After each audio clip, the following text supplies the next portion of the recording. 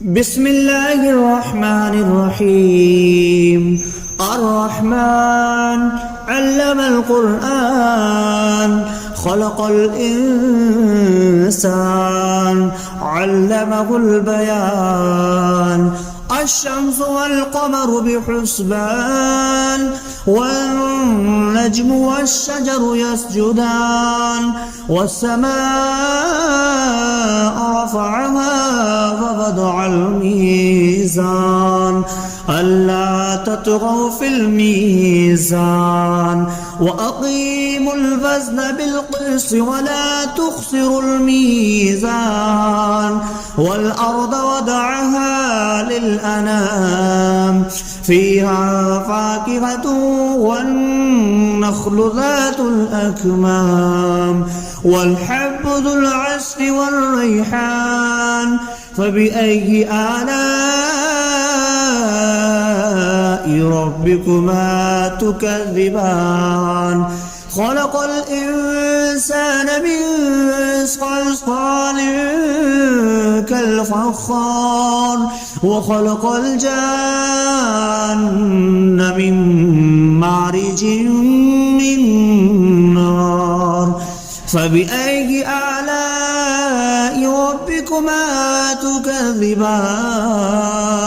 رب المشرقين ورب المغربين فبأي آلاء ربكما تكذبان. مرج البحرين يلتقيان بينهما برزخ لا يبغيان فبأي آلاء ربكما تكذبان. يخرج منهما اللؤلؤ والمرجان فبأي آلاء ربكما تكذبان. وله الجوار المنشآت في البحر كالأعلام فبأي آلاء ربكما تكذبان.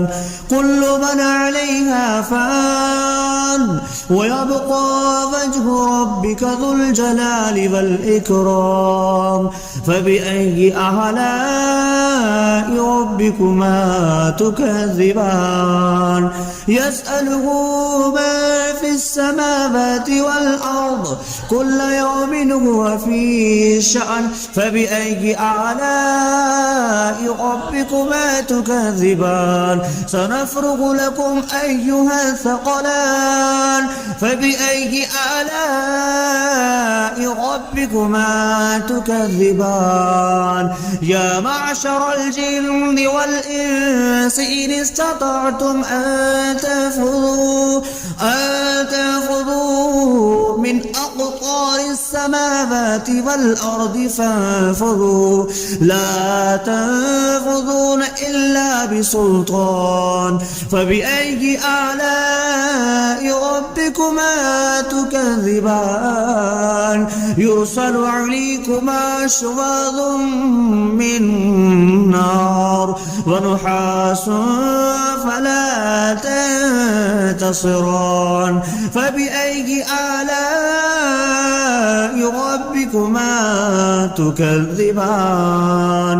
فإذا انشقت السماء فكانت وردة كالدهان فبأي آلاء ربكما تكذبان. فيومئذ لا يسأل عن ذنبه إنس ولا جان فبأي آلاء ربكما تكذبان. يعرف المجرمون بسيماهم فيؤخذ بالنواسي والأقدام فبأي آلاء ربكما تكذبان. هذه جهنم التي يكذب بها المجرمون يطوفون بينها وبين حميم آن فبأي آلاء ربكما تكذبان ولمن خاف مقام ربه جنتان فبأي آلاء ربكما تكذبان ذواتا أفنان فبأي آلاء ربكما تكذبان فيهما عينان تجريان فبأي آلاء ربكما تكذبان فيهما من كل فاكهة زوجان فبأي آلاء ربكما تكذبان متكئين على فرش بطائنها من استبرق وجنى الجنتين دان فبأي آلاء ربكما تكذبان فيهن قاصرات الطرف لم يطمثهن إنس قبلهم ولا جان فبأي آلاء ربكما تكذبان كأنهن الياقوت والمرجان فبأي آلاء ربكما تكذبان هل جزاء الإحسان إلا الإحسان فبأي آلاء ربكما تكذبان ومن دونهما جنتان فبأي آلاء ربكما تكذبان مدهامتان فبأي آلاء ربكما تكذبان فيهما عينان نضختان فبأي آلاء ربكما تكذبان فيهما فاكهة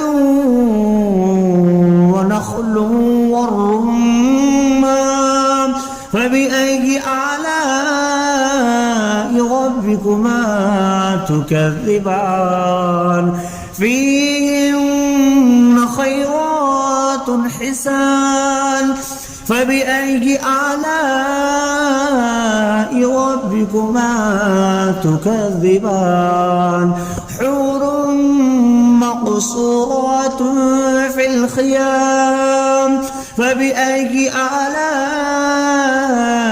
ربكما تكذبان لم يطمثهن إنس قبلهم ولا جان